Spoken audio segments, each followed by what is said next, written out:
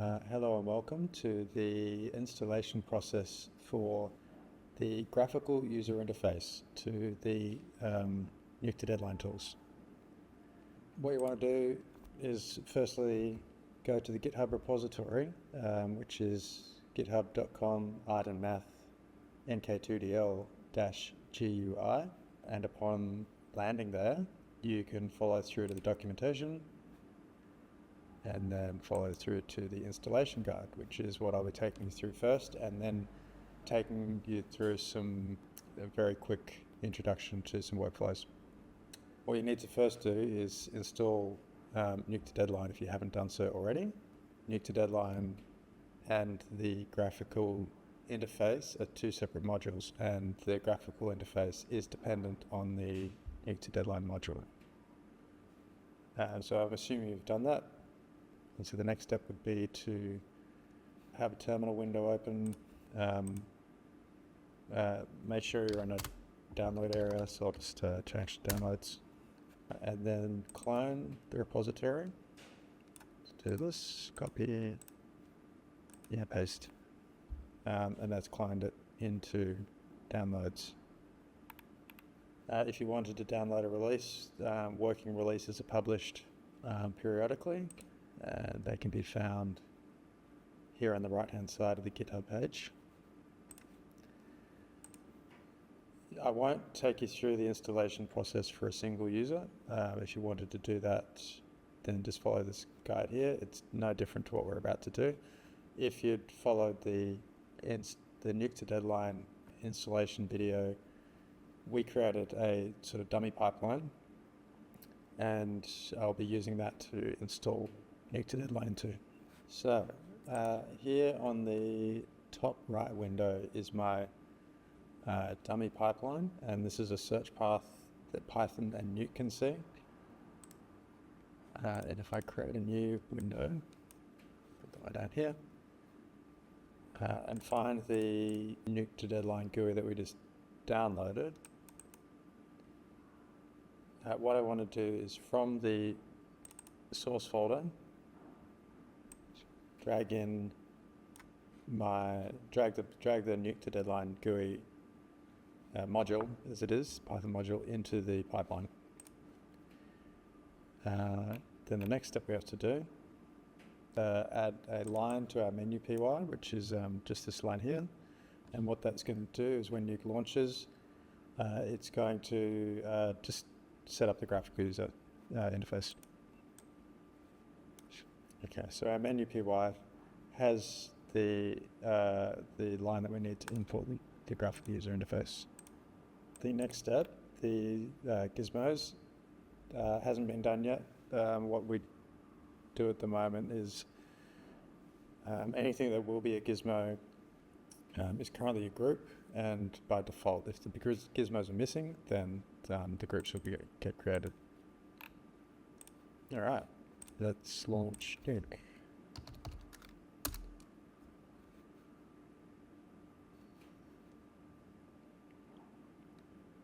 Okay, I'm just going to put my terminal window off to the side so we can see a few things.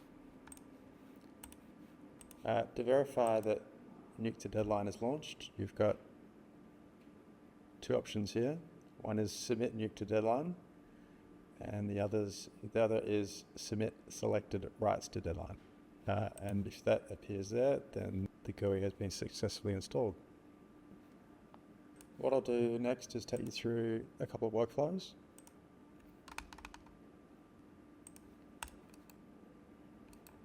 All right, now that that's opened up, just have a look at this script here. And this might be a sort of workflow that you, it might be a traditional a Nuke script you would see at any studio. What I've got going on here is, a particle system. It needs to write it out first, so then we can run some defocus on it, we'll write it out again, and those pre-comps will go to the final comp.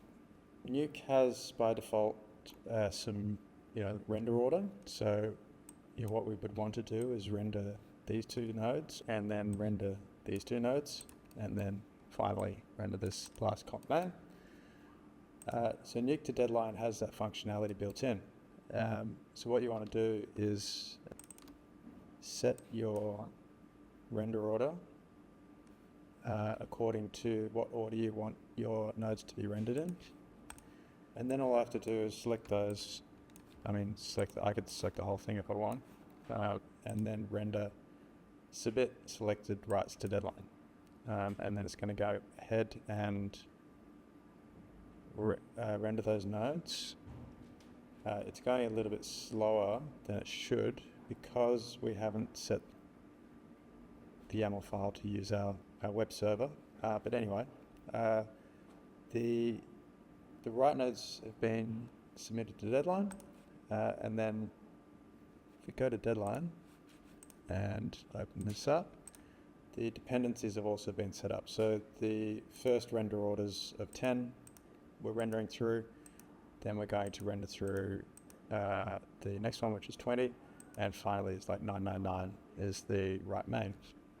And if you noticed here, these two jobs are rendering their entire frame range as one task, while the rest aren't. They're sort of subdividing into separate tasks. Nuke to Deadline has a node called nk2dl modify metadata. And when we place that upstream of a write node,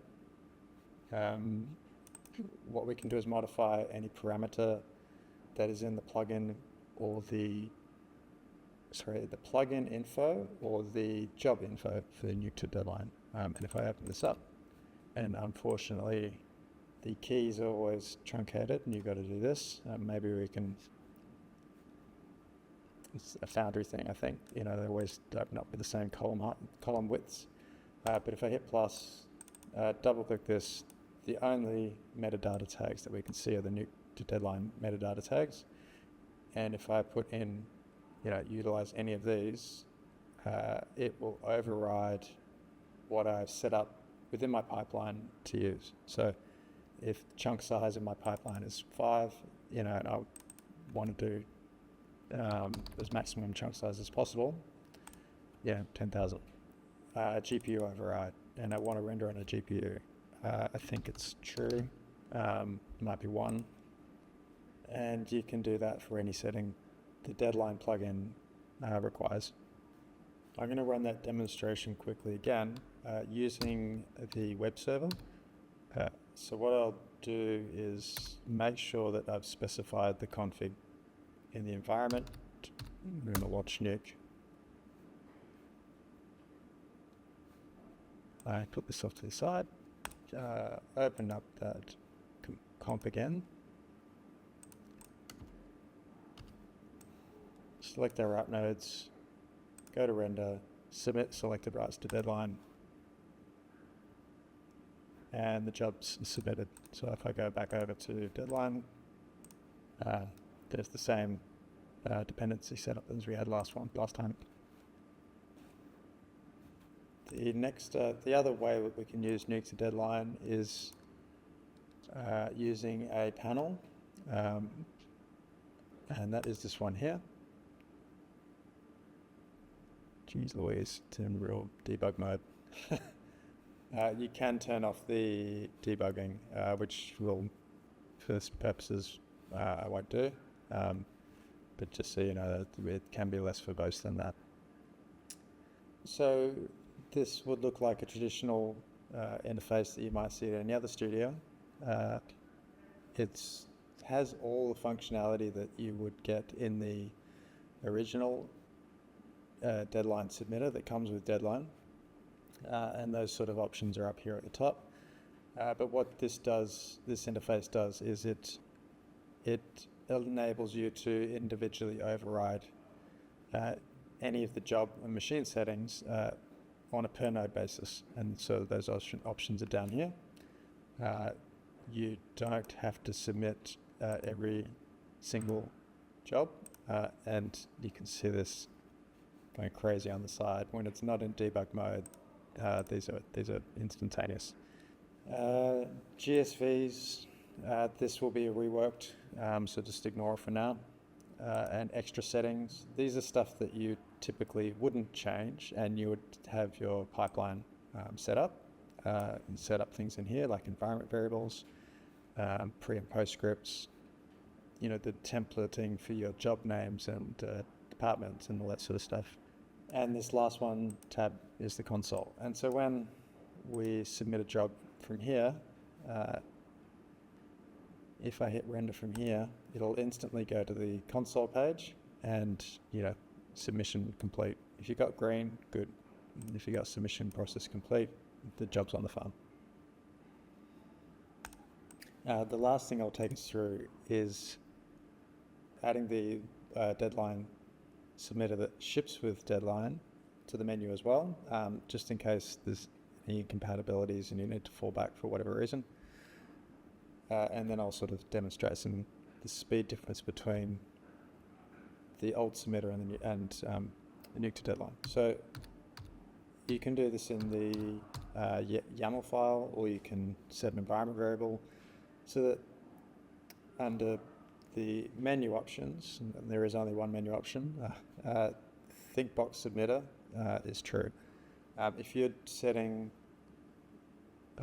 any environment variables, and if the items in the YAML have a dash in them, they need, if they have a dash or an underscore, they need a double underscore.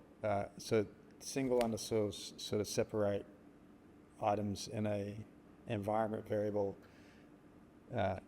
as they would to be the next item in the list in a YAML file, and so the double underscore prevents it from. It tells it that ThinkBox submitter is one item.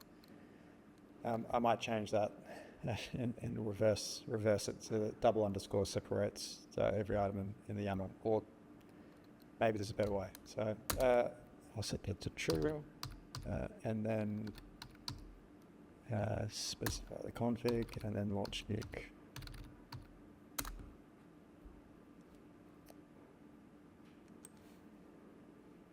Now I'll put it off to the side. Let's try deadline again. And this is in real time. There we go. So that's the deadline submitter launching. And then what I'll do is, these selected write nodes, I'll send them to the fan.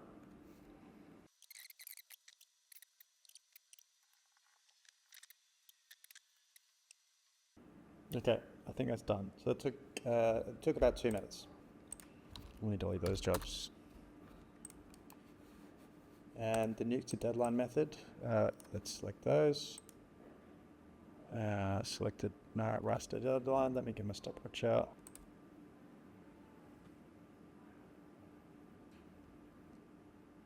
And I think that's done. So 10 seconds. And that, we're using, I think, a computer that's 15 years old as our deadline server. I'm sure that could be sped up. Cool.